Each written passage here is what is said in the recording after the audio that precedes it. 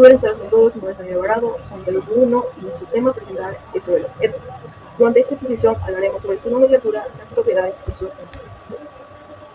La química orgánica estudia los compuestos que contienen carbono, entre ellos tenemos a los éteres. Son sustancias de gran importancia en lo que es la industria, la investigación y la farmacéutica. Los éteres son compuestos en los que un átomo de oxígeno está unido a dos grupos orgánicos. Debido a que no poseen un hidrógeno unido al oxígeno, presentan menor reactividad y puntos de ebullición más bajos que los alcoholes. Esas propiedades los convierten en excelentes ingredientes para muchas reacciones químicas. La estructura general de los éteres. Tenemos su fórmula, que es ROR, donde R y R representan cadenas de carbono que pueden ser iguales o diferentes. El átomo de oxígeno funciona como un puente que conecta ambos grupos. Entre las principales características de los éteres se encuentra su estabilidad química y sus puntos de ebullición relativamente bajos en comparación con los alcoholes de masa molecular similar. Además, muchos presentan olores característicos y una moderada polaridad, lo que favorece su uso en distintos procesos químicos e industriales. Un ejemplo de un éter es el dimetilエuno de los éteres más simples. En su estructura, el átomo de oxígeno conecta dos grupos metilos. Este compuesto se utiliza como propelente en aerosoles y también como combustible alternativo. Gracias. En esta exposición les voy a hablar sobre la nomenclatura de los éteres y las principales reglas que se utilizan para nombrar este tipo de compuestos orgánicos. Los éteres son sustancias orgánicas que se caracterizan por presentar un átomo de oxígeno enlazado a dos cadenas carbonadas. Su estructura generalmente se representa como R, oxígeno R', donde las letras R representan grupos de alquilos que pueden ser iguales o diferentes entre sí. Para nombrar los éteres, según la nomenclatura de IUPAC, lo primero que se debe es identificar las dos cadenas de carbono unidas al átomo de oxígeno. Luego se escoge la cadena con mayor longitud o la cadena principal, la cual se nombra siguiendo las reglas de los hidrocarburos correspondientes. La cadena de menor longitud o de menor número de carbono se considera un sustituyente unido al oxígeno y se nombra utilizando el prefijo alcoxi.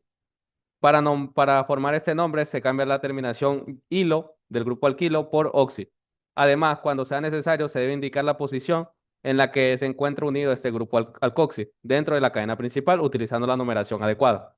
También existe la nomenclatura común de los éteres, en la que se nombran a los dos grupos alquilos unidos al oxígeno, y posteriormente se agrega la palabra éter. Aunque esta forma de nombrar aún es utilizada en algunos casos, la nomenclatura de UPAC es la más aceptada y utilizada en la actualidad. Bueno, tenemos este ejercicio que para poderlo nombrar lo que tenemos que primero es identificar las dos cadenas unidas al átomo de oxígeno, que en este caso tenemos un grupo metilo que tiene un carbono y un grupo etilo que tiene dos carbonos. Luego elegimos la cadena más larga como cadena principal, que en este caso sería etano porque tiene dos carbonos. Después la cadena más pequeña se transforma en un sustituyente, alcoxi, que en vez de llamarse metilo se llamaría metoxi. Finalmente, unimos el nombre del sustituyente con el nombre de la cadena principal, obteniendo el nombre UPAC del compuesto, que en este caso sería metoxietano. Este ejemplo demuestra que para nombrar éteres se toma la cadena más larga como principal y la más corta como nombre para el grupo alcoxi. En conclusión, la nomenclatura de los éteres se basa principalmente en identificar correctamente las cadenas de carbono, elegir la cadena principal y nombrar el otro grupo como un sustituyente alcoxi. Conociendo estas reglas, es posible asignar nombres correctos y precisos a los diferentes compuestos pertenecientes a la familia de los éteres. Muchas gracias. Nomenclatura común de los éteres. La nomenclatura común es uno de los sistemas más antiguos utilizados para nombrar a los éteres. Aunque actualmente la IUPAC recomienda un sistema más sistemático, la nomenclatura común sigue siendo ampliamente utilizada en laboratorios, la industria química y la literatura científica debido a su simplicidad. Los éteres son compuestos orgánicos que contienen un átomo de oxígeno unido a dos grupos carbonados. Este grupo pueden ser cadenas alifáticas llamadas grupos alquilos o anillos aromáticos, llamados grupos arilos. La fórmula general de un éter es ROR, donde RR representan a los dos grupos unidos al oxígeno. Debido a esta estructura característica, los éteres presentan propiedades físicas y químicas particulares que los hacen útiles como disolventes, reactivos intermedios y componentes de diversos productos industriales y farmacéuticos. Aunque de que existieran las porque aún antes de que existieran las reglas modernas de la IUPAC, los químicos utilizaban un sistema más sencillo para nombrar estos compuestos, conocido como nomenclatura común.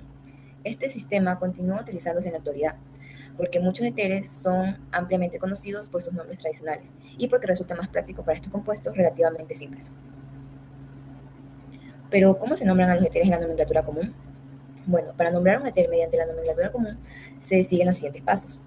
Se identifican los dos grupos unidos al átomo de oxígeno, se nombran los dichos grupos y finalmente se agrega la palabra éter.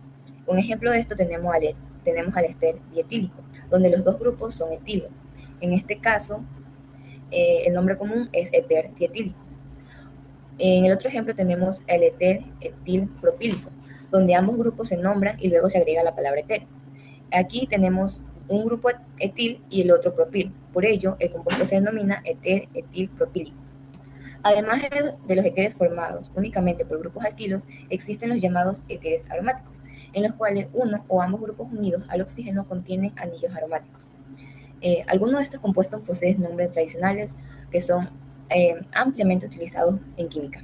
Un ejemplo muy conocido de estos es el anisol, cuya estructura corresponde a un grupo metilo unido a un anillo bencénico a través de un átomo de oxígeno. El anisol se emplea en la fabricación de perfumes, fragancias y productos farmacéuticos. Otro ejemplo es el fenetol, este compuesto contiene un grupo etilo unido a un anillo bencénico mediante un átomo de oxígeno. También encontramos al difeniléter, donde el oxígeno conecta dos anillos aromáticos. Este compuesto tiene aplicaciones en la industria química, en la síntesis de productos orgánicos. La importancia de conocer la nomenclatura común de los éteres radica en que estos compuestos tienen numerosas aplicaciones prácticas. El éter dietílico, por ejemplo, fue utilizado durante muchos años como un anestésico y actualmente sigue empleándose como disolvente de laboratorios químicos. Otros éteres se utilizan en la producción de medicamentos, perfumes, pinturas, combustibles y materiales industriales. Muchas gracias. En lugar hablaremos de la polaridad y las fuerzas intermoleculares. Los éteres son compuestos orgánicos que contienen un átomo de oxígeno unido a dos grupos carbonados. Debido a que el oxígeno es más electronegativo que el carbono, los enlaces carbono-oxígeno son polares y generan un momento dipolar neto. Por esta razón, los éteres se consideran moléculas polares. Sin embargo, su polaridad es moderada y menor que la de los alcoholes. En cuanto a las fuerzas intermoleculares, los éteres presentan fuerzas dipolo y fuerzas de dispersión de London. No obstante, una característica muy importante es que no pueden formar puentes de hidrógeno entre sus propias moléculas, ya que no posee un hidrógeno unido directamente al oxígeno. Esta ausencia de puentes de hidrógeno explica muchas de sus propiedades físicas. Pasando al punto de ebullición, los éteres suelen presentar valores más bajos que los alcoholes de masa molecular similar. Esto ocurre porque se necesita menos energía para separar sus moléculas, al pasar de estado líquido a gaseoso. Un ejemplo clásico es la comparación entre el etanol y el éter dimetílico. Ambos poseen la misma fórmula molecular C2H6O y la misma masa molar de aproximadamente 46 gramos por mol. Sin embargo, el etanol hierve alrededor de 78 grados Celsius, mientras que el éter dimetílico lo hace aproximadamente menos 24 grados Celsius. Esta diferencia, superior a 100 grados, demuestra la importancia de los puentes de hidrógeno presentes en los alcoholes y ausentes en los éteres. Ahora hablaremos de la solubilidad. Los éteres de bajo peso molecular presentan una solubilidad moderada en agua. Esto se debe a que el oxígeno puede aceptar puentes de hidrógenos provenientes de las moléculas de agua. Sin embargo, a medida que aumenta el tamaño de la cadena hidrocarbonada, la parte apolar de la molécula predomina y la solubilidad disminuye. Por lo tanto, los éteros son muy solubles en numerosos disolventes orgánicos, por lo que son ampliamente utilizados como medios de reacción y en procesos de extracción. Respecto a la densidad, la mayoría de los éteres tienen densidades comprendidas entre 0.7 y 0.8 gramos por mililitro, valores inferiores a la densidad del agua. Por esta razón, cuando se mezclan con agua suelen formar dos capas, quedando en fase etérea, la fase etérea en la fase superior. Esta propiedad es muy útil en técnicas de extracción líquido-líquido empleadas en laboratorio y en la industria química. Finalmente, entre otras propiedades importantes destacan su alta volatilidad e inflamabilidad. Debido a sus bajos puntos de ebullición, producen vapores fácilmente inflamables que pueden presentar riesgos de incendio o explosión. Además, los éteres son relativamente estables y poco reactivos frente a muchos reactivos químicos, lo que los convierte en excelentes disolventes. Sin embargo, pueden formar peróxidos peligrosos cuando permanecen expuestos al aire y a la luz durante largos periodos. En conclusión, los éteres son compuestos moderadamente polares con bajos puntos de ebullición, densidades inferiores a la del agua y una gran utilidad como disolventes orgánicos. Sus propiedades están determinadas principalmente por la presencia del átomo del oxígeno y la ausencia de puentes de hidrógeno entre sus moléculas. Muy buenas tardes. Yo soy Romina Hotzi y les voy a hablar sobre la comparación entre los éteres y los alcoholes, dos importantes familias de compuestos orgánicos oxigenados. Los alcoholes y los éteres están formados por carbono, hidrógeno y oxígeno. Ambos pertenecen a los compuestos orgánicos oxigenados porque contienen al menos un átomo de oxígeno unido a cadenas de carbono. Además, pueden presentar estructuras lineales, ramificadas o incluso cíclicas, y poseen cierta polaridad debido a la presencia del oxígeno. Sin embargo, la principal diferencia entre ellos se encuentra en su estructura. Los alcoholes contienen el grupo funcional hidroxilo, presentado como raya OH, cuya fórmula general es R raya OH. Por otro lado, los éteres poseen un átomo de oxígeno unido a dos grupos carbonados, con fórmula general R raya O raya R.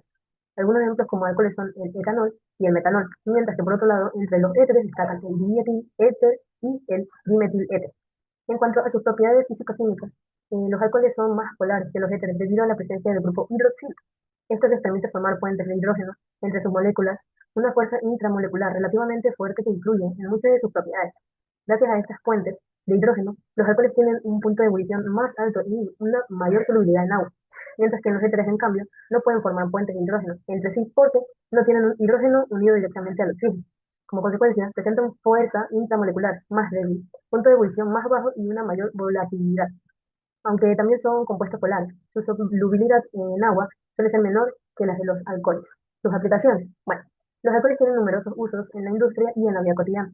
Por ejemplo, el etanol se puede utilizar en bebidas alcohólicas, desinfectantes y combustibles, mientras que el metanol se emplea como solvente y materia prima para la fabricación de otros productos químicos. Por su parte, los éteres se utilizan principalmente como solventes orgánicos. El dietil éter fue usado durante muchos años como anestésico y otros éteres como el THF son muy importantes en procesos industriales y de síntesis orgánica.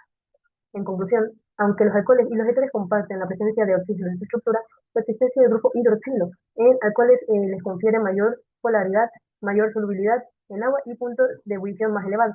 Los éteres, por el contrario, son más volátiles y menos polares. Estas diferencias explican por qué cada uno tiene aplicaciones específicas en la química, en la industria y en la vida cotidiana. Gracias. Pasando a la obtención de éteres por síntesis de Williamson, el método de acoplamiento postulado en 1850 que demostró de forma concluyente que el átomo de oxígeno actúa como el enlace de conexión entre dos radicales orgánicos independientes. Mecánicamente, esta reacción transcurre por una sustitución nucleofílica biomolecular concertada en una sola etapa elemental, libre de intermediarios carbocatiónicos.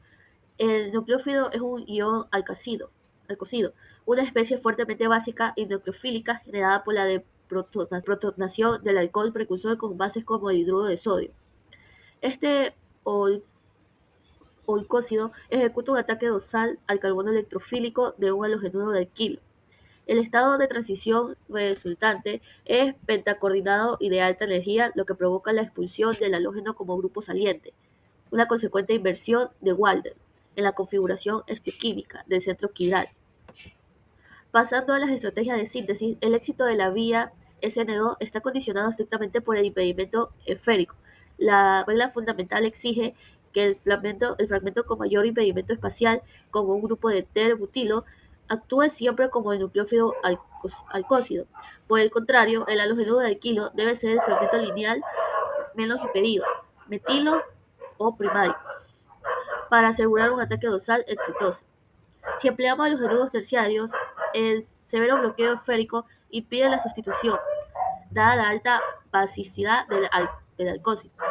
El sistema se desvía por completo hacia una eliminación biomolecular, permitiendo un alqueno en lugar del éter.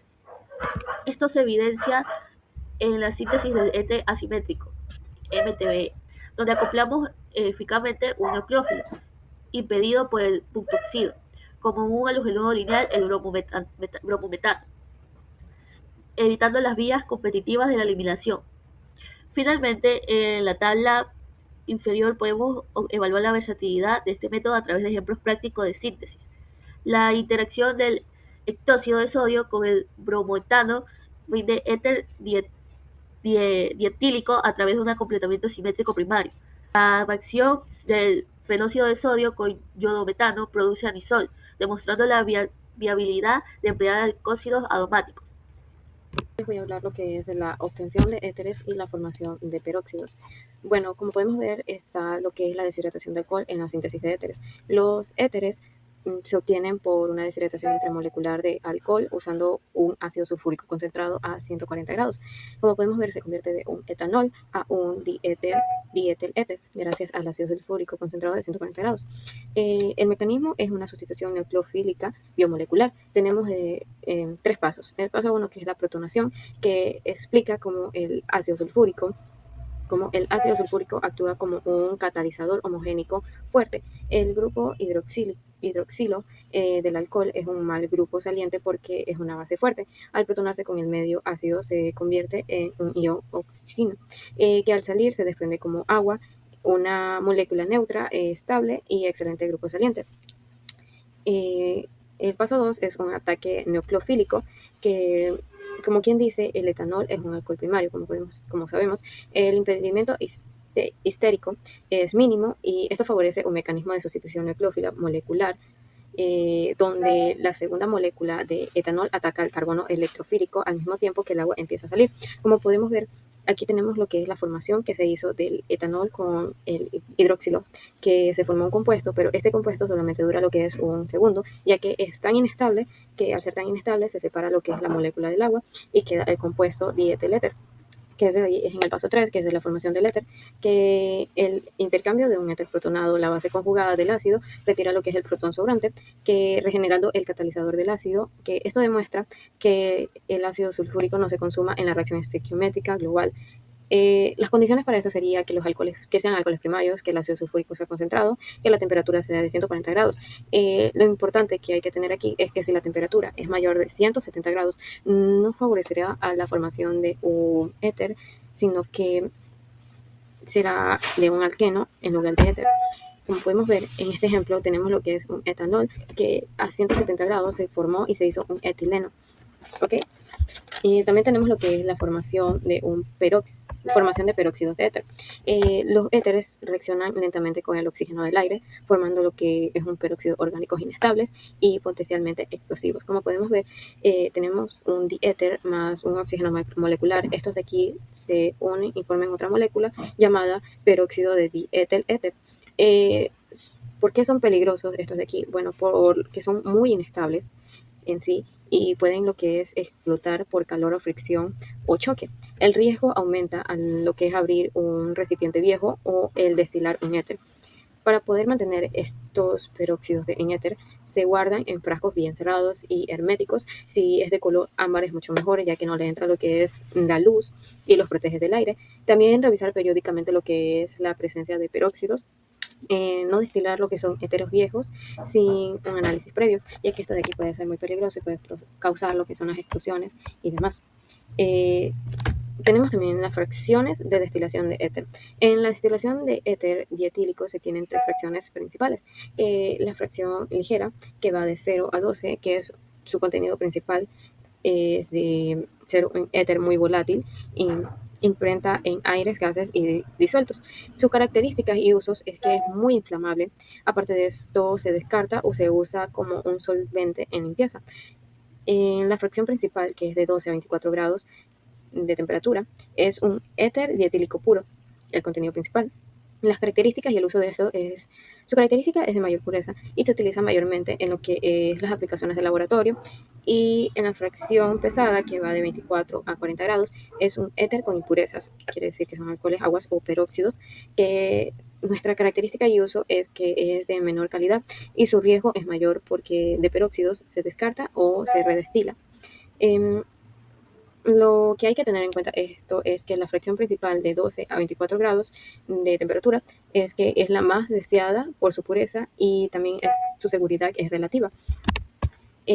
También podemos observar en el punto 4 tenemos una tablita que habla de las temperaturas de ebullición de los éteres comunes. Como podemos ver, tenemos aquí lo que es un éter, los éteres, su fórmula, su masa molar y su punto de ebullición.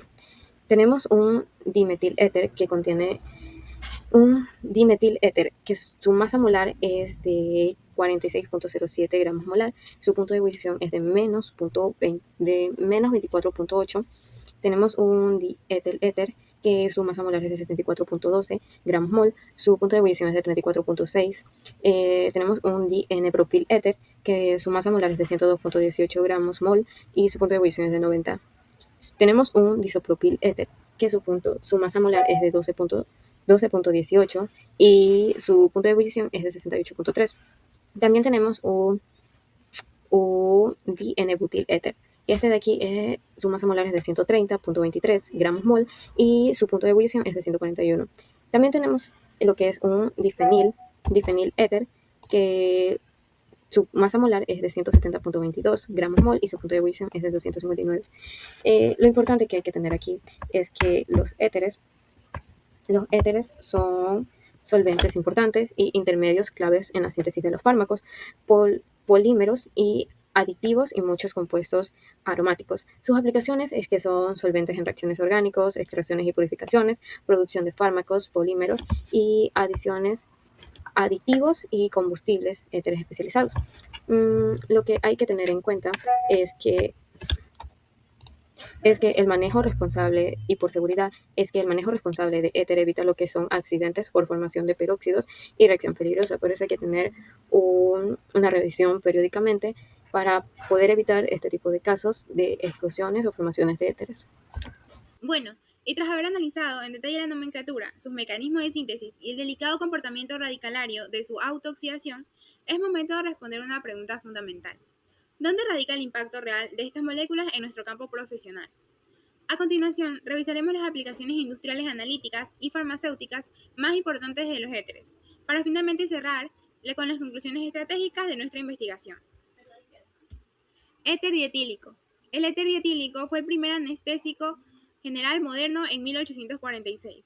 Sin embargo, hoy en el laboratorio lo valoramos por su bajo punto de ebullición, de 34.6 grados centígrados. Al ser muy volátil y menos denso que el agua, permite disolver compuestos no polares y separarlos fácilmente por evaporación en extracciones. MTBE, metilterbutil-éter. Químicamente es el 2-metoxi-2-metilpropano. En la industria petrolera sustituyó al plomo tetraetilo. Su función es actuar como aditivo antidetonante, aporta oxígeno a la mezcla de combustible, lo que mejora la combustión interna de motores y reduce drásticamente las emisiones contaminantes de monóxido de carbono. THF, tetrahidrofurano. Este es un éter cíclico de 5 miembros fundamental. A diferencia de los de cadena abierta, el THF es un disolvente polar aprótico totalmente miscible en agua. Sus pares de electrones libres en el oxígeno están espacialmente más expuestos, lo que permite coordinarse fuertemente con cationes metálicos. Por eso es el medio insustituible para estabilizar reacciones delicadas con reactivos de Grignard y compuestos organolíticos. Anisol, metoxibenceno. Es el éter alílico por excelencia. Aquí ocurre algo hermoso. El oxígeno tiene un efecto dador de electrones, por resonancia, efecto mesomérico positivo, hacia el anillo aromático. Esto activa fuertemente el anillo y orienta la entrada de nuevos sustituyentes, exclusivamente a las posiciones orto y par. Por este motivo es la materia prima esencial en la síntesis fina de fragancias y fármacos polisustituidos. Éteres corona. Son poliéster macrocíclicos, como el 18 corona 6. Su diseño les permite secuestrar selectivamente cationes metálicos en su cavidad central mediante interacciones dipolo-ion con los oxígenos del anillo. Esto revoluciona la química analítica a través de la catálisis de transferencia de fase, logrando disolver sales inorgánicas en solventes orgánicos completamente no polares. Sevoflurano. Aunque el éter dietélico revolucionó la cirugía en 1846, su alta inflamabilidad obligó a la medicina a evolucionar. Hoy empleamos éteres halogenados modernos como el sevoflurano y el isoflurano, que son anestésicos generalmente inhalatorios, sumamente seguros y de acción controlada en quirófano. Asimismo, en el diseño farmacéutico, el grupo éter se utiliza estratégicamente para modular la lipofilicidad y aumentar la estabilidad metabólica de los fármacos dentro del organismo, siendo el ejemplo clínico más común el omeprazol, un inhibidor de la bomba de protones que todos conocemos. Para consolidar de manera rigurosa todo lo expuesto a lo largo de este seminario, postulamos las siguientes conclusiones clave basadas en la reactividad y estructura de estas moléculas. Su estructura. Los éteres poseen un átomo de oxígeno central con vibración sp3, un ángulo de enlace de aproximadamente 111 grados, ligeramente mayor al tetraédrico por repulsión estérica, y una fórmula general ROR. Al no poder donar puentes hidrógenos entre sí, sus puntos de ebullición son notablemente más bajos que de los alcoholes de igual peso molecular, lo que define su alta volatilidad. La deshidratación ácida intermolecular es eficiente a nivel industrial, pero limitada a éteres simétricos. En cambio, la síntesis de Williamson es la ruta reina en el laboratorio, un mecanismo SN2 donde un ion alcóxido ataca a un halogenuro de alquilo primario, para evitar reacciones competitivas de eliminación E2. El riesgo crítico de los éteres es la autooxidación radicalaria en almacenamientos prolongados, expuesto a luz o calor, que genera hidroperóxidos, inestables y altamente explosivos al destilar. El uso de inhibidores y pruebas de detección es obligatorio. Finalmente, concluimos que la inercia química de los éteres frente a bases y agentes reductores los convierte en los disolventes perfectos para reacciones orgánicas de alta reactividad, como los reactivos de Grignard en THF. Asimismo, su capacidad para actuar como bases de Lewis moderadas permite fenómenos avanzados como el reconocimiento molecular en los éteres corona y el diseño de fármacos estables y lipofílicos como el omeprazol y la anestesia general moderna. En conclusión, los éteres conectan los fundamentos de la hibridación molecular con la petroquímica, la anestesiología moderna y la gestión de riesgos en laboratorios farmacéuticos. Y con esto finalizamos. Muchas gracias por su atención.